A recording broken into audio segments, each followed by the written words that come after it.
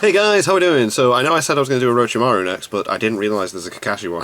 As soon as I see there's a Kakashi one, and how we've been doing all the we did Babito recently, and we did all the Uchiha stuff, and everything kind of links. I know Orochimaru has stuff to do with, but I figured because we did Obito and Kakashi had such a big part of Obito's childhood and whatnot that it would play into part of that and look at stuff and chisel, and he's an interesting character, and he's...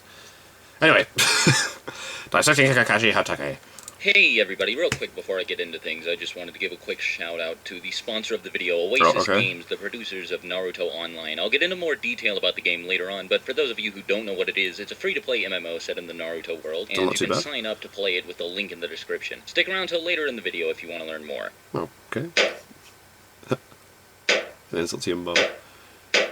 Okay, what of people wanted Dissecting Kakashi. Okay, yeah, I get it. You guys want me to dissect Kakashi. Alright, fine, I'll do it. Just please, leave me alone. In all seriousness, I do completely get where you guys are coming from, though. The request being this prevalent makes total sense because of the fact that Kakashi is pretty much universally loved by just about everybody in the fan base. I mean, there are a whole lot of people who think Kakashi's the best character in the whole series, and even those that don't, like myself, consider him one of their favorites at least. But what is it about him that makes everybody like him so much? Well, I mean, as pretty much anybody who's a fan of the series knows, there are a lot of reasons for that. Now, in all of my other character dissections, I've made an attempt to psychologically break down the character in question, take a look at how they view and attempt to justify their own actions, try to explain the world as it is from their point of view, and give my viewers a better look at that character's moral compass. But in Kakashi's case, I don't think any of that is necessary. Not that he isn't a complex character, but the series does do a pretty good job of communicating the type of person he is to its audience. Instead, I want to analyze Kakashi as a character as opposed to as a person, and explain what purpose he serves in the bigger picture of Naruto's overall narrative. I want to try and highlight some of his hallmark character traits, and explain why these character traits make people look at him and go, hey, I really like that guy. Now, in order to accomplish that, I am going to have to analyze Kakashi on a personal level at a couple points throughout the video, but that's never going to be my main focus, so keep that in mind. Anyway, without beating around the bush any longer, let's just jump right into it. What's without a doubt the most captivating trait of Kakashi when he is first introduced is how overwhelmingly cool he is. That's really the only word you can use to describe him in Naruto's opening arc, and you could even argue that the same applies to the rest of Part 1 as well. Kakashi's clearly this very jaded, battle-hardened badass who knows what he's doing, knows what he's talking about, and is more than capable of getting the job done. He serves a whole bunch of different purposes for Naruto and the rest of the main characters during these opening few arcs. He's a mentor, a source of wisdom, a role model, a vision of what Naruto could eventually become, a protector and a caregiver, and Kakashi manages to be all of these things while still feeling like a human being, one who's relatable in more ways than one. When I mentioned him being cool earlier, I didn't just mean as a ninja, he's also a very likable person. He's smart, he's clever, he's sarcastic, he's very witty and funny. He does have his very funny moments, doesn't he? When it's appropriate to get serious, and then, of course, he's also a really powerful ninja as well. His opening fight with Zabuza, where he blatantly toys with him and displays both his own power and the power of his Sharingan, is one of the coolest things in the whole series. Since Zabuza is the same guy who effortlessly made Naruto and Sasuke look like total chumps, this clearly communicated to the audience that Kakashi was a very effective ninja, which did nothing but add to the incredible cool factor that Kakashi had no doubt already established by this point in the series. And he's made even more likable by the fact that he doesn't let any of this go to his head. He's very level-headed and a pretty humble person, all things considered. Despite the fact that I'm better than everybody. Incredible prodigies in Konoha's entire history, Kakashi displays pretty apparent modesty about what he's capable of, and never brags, overestimates himself, or talks down to others because of any apparent gaps in skill. This, along with many of Kakashi's other traits, all give him a very strong sense of maturity, one that many of the other characters lack, especially in the earlier parts of the series, where the main cast is composed mostly of children. This sense sense of maturity would be even more greatly solidified, as well as pushed a few steps further when Kishimoto later added more layers to the character and decided to make him progressively more complex as the series continued. Kishimoto shows the audience through various flashbacks that Kakashi is no stranger to grief and adversity, and that he has constantly had to deal with the worst of what life has to offer. What's even more admirable about all of this is the fact that Kakashi rarely complains about his circumstances. His father's death, the death of Obito and Rin, the death of Minato. While Kakashi is clearly affected by losing all of these people close to him, he allows the experience to force him to grow as a person, and uses them to help himself understand the problems that others around him are facing. Now, I think the most fascinating thing about Kakashi has always been his past, even at the time of his introduction. It was very clear that he had been through some pretty terrible stuff based on the way he spoke, and based on a few comments he made about friends of his dying in action, or like the time when he was speaking to Sasuke, and to let him know that everybody close to him had already died. There was also the fact that he, a non-Uchiha, was in possession of a Sharingan, which to Sasuke was just about unheard of at the time. And, I mean, he just seemed to know a whole lot about things that nobody else did. I think the simplest way to put it is he just seemed very mysterious. It always seemed like there was more to this guy than meets the eye. Alright, so before I go any further, I'm just going to take a quick break to mention Naruto Online, because as I said at the beginning of the video, I was lucky enough to get sponsored by them. That's cool. Your boy, young Swagkage, up in the DMs, and they were like, hey, how about you promote our game? And now, I myself have seen this game advertised pretty heavily before, but it never really I see it pop up on my Facebook feed, I can understand you being skeptical, but I genuinely think this is a very fun game to play. The beginning of the game is a little bit slow, but once you get past that, it's really fun. As in, I got a little bit too into it and played it for way longer than I needed to. Had to force myself to stop playing the game because I needed to get back to work on this Kakashi video. Something about it's really fun and really captivating. Part of it is probably that it's set in the Naruto world, and I just have a really huge soft spot for anything that has to do with this series, but I think the game mechanics are really fun too. The combat's turn-based and a bit simple, but it's still really fun. While for the most part it runs automatically without player input, you can designate who your teammates attack, and you can also launch really cool ninjutsu, and you can give your own character signature jutsu of the element that you designate when you first join a server. I picked lightning, and with it I was able to use a ninjutsu that transmits lightning through the blade that my character uses, along with Chidori Aso whenever enemy characters are launched really high into the air. I think the RPG elements are pretty fun to mess with as well, because not only can you level up and progress your own character, but you can do that with the characters in your party as well. I think now's a better time than ever to try out this game, because it's approaching its 1-year anniversary, and a whole bunch of new features are going to get added to it because of that. I won't spend forever talking about it. I would just highly urge you to check it out for me. It'd help me out a lot, and I do think a lot of you will enjoy it. Looks really nice though, doesn't it, as well? But,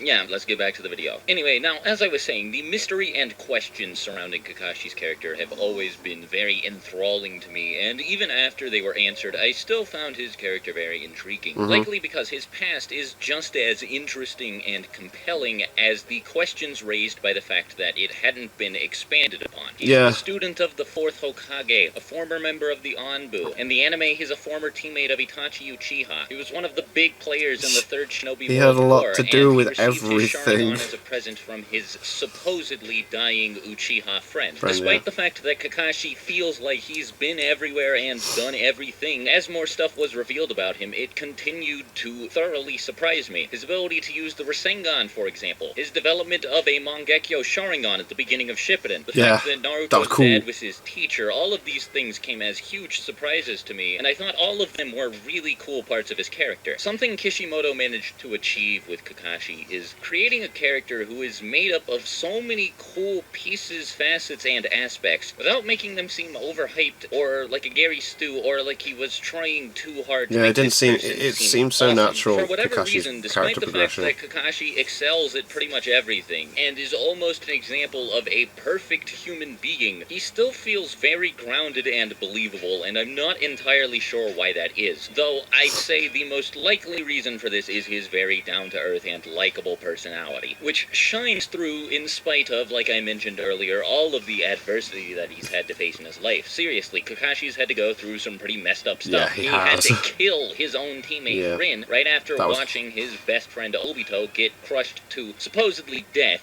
by a gigantic boulder launched by ninja from an enemy village. And this is all after his father killed himself, and all right before his sensei, one of his last remaining friends, is taken taken from him by the calamity of the 9 That's a lot to go yet through. None of this stuff ever causes him Jesus. to develop a bitter personality. Kakashi still does his best to remain calm, relaxed, and even makes wisecracks on occasion to keep things fun and entertaining. With so many characters in this series letting their circumstances negatively affect who they are, or rather who they become, Kakashi's composure and dedication to remaining a well-rounded, good person is very admirable. Definitely. Especially considering how easy it is to compare him to what you could argue is his foil in the series, Obito Uchiha. I mean, they even both Pretty much go wore for a the same mask thing. for a while, so the comparisons are pretty easy to make. Anyhow, I think that should about do it for me. I don't want to get to repeating myself. Yeah, and Bino I went think through all I've that made loss every and went point that mental. needs to be made I about will rule the Kakashi's world. character. Hopefully this isn't Well, a not really, gross yeah. oversimplification of what Kakashi is or what his character is meant to represent or any of that. I just don't think that there is a whole lot of ground to cover, at least as far as his opinions, his perspective, and that sort of stuff goes. So I just figured I'd make a video talking about what it is that causes people to think so highly of him. But anyway, yeah, Yeah, that's that's fair all from me, so thanks for sticking to the end of the video. And, by the way, in case you forgot already, the video is sponsored by Naruto Online, Just to and I mention would it one more appreciate time. it if you would click the link down in the description below and at least give the game a chance. You don't have to spend forever playing it or anything like that, but just try the game out for me, form an opinion on it. Feel free to tell me what you think. as It a looks matter of good. fact. If you think I'm just full of it and you think the game's terrible, by all means, let me know. But I think it's really fun, I think you guys will enjoy it, and it'd mean a lot to me if you could help me out here. But anyway, yeah, till my next video, I'll talk to you later. Swagkage out. Bye.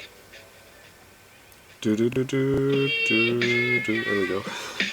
That's cool. I like Kakashi. I mean, he's not my favourite, but he's definitely up there. Very interesting. Like, just from the get-go, you're like, whoa, he's powerful. Whoa, he has the Sharingan. Whoa, he has. There's other stuff going on. And then, yeah, as the story's gone on, you learn more stuff about him. And he's never, there's always something interesting to learn about him. It's fair enough. So yeah, I'll do the dissecting of Orochimaru next, and then we'll go into the versus videos that you guys have been asking for. I think.